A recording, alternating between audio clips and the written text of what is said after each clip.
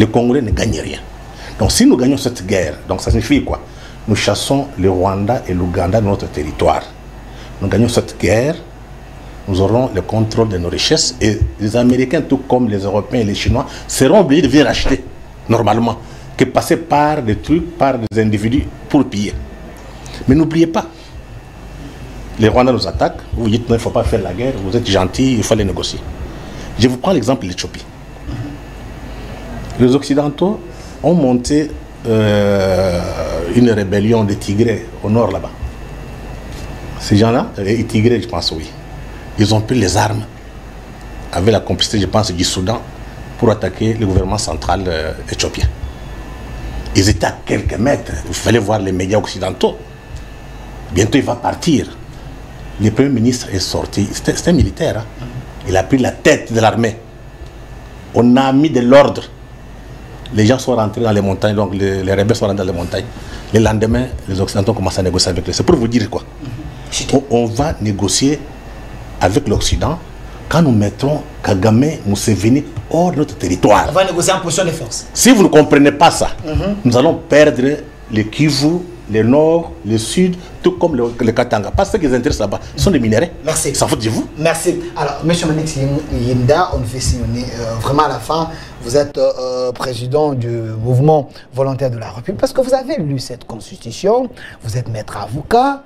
Est-ce, en écoutant le doyen, avez-vous trouvé des dispositions qui empêchent notre gouvernement d'agir dans sa souveraineté? Donc, il faut changer cette constitution pour avoir les armes nécessaires pour que le Congo ne soit pas balkanisé.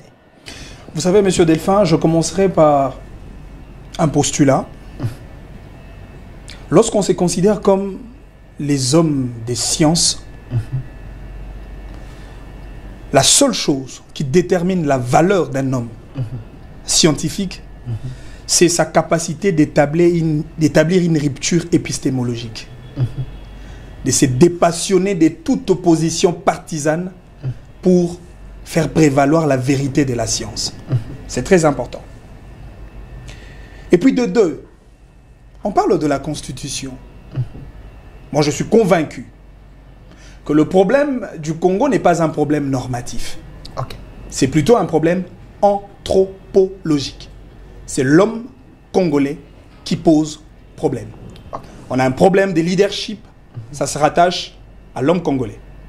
On a un problème de gouvernance, ça se rattache à l'homme congolais. Tout à l'heure, j'ai entendu, on a posé l'exigence des backgrounds, l'exigence de la qualité et de l'expérience requise que doit posséder chaque acteur qui prend le bâton de commandement de la République. À défaut de quoi, on parlera d'un leadership défaillant. De trois, vous savez, M. Delphin, la Constitution n'est pas un lit dressé pour préparer le sommeil des incompétents. Vous dites? La Constitution, je me répète, n'est pas un lit dressé pour préparer le sommeil des incompétents.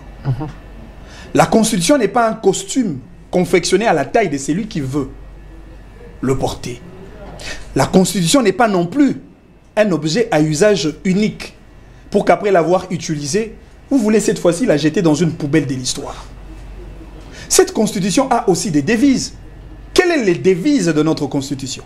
Justice, paix et travail. Entre nous, regardons droit dans les yeux. Est-ce qu'il y a de la justice dans ce pays? Est-ce qu'il y a de la paix? Et c'est d'ailleurs même l'objet de notre débat, parce qu'il n'y a pas de paix. Nous réfléchissons sur comment on peut obtenir la paix. Mais est-ce qu'il y a du travail? Ça veut dire le fait de ne même pas réussir à réaliser les éléments qui constituent les devises de cette constitution que nous avons aujourd'hui. Ça veut dire c'est les hommes qui ont échoué et non la constitution. J'ai aimé un élément que le doyen a utilisé tout à l'heure, le doyen Norbert, lorsqu'il a parlé de la subordination économique. Et j'aime même votre rebondissement lorsque vous lui avez posé la question, est-ce c'est la Constitution qui empêche à la RDC de décoller?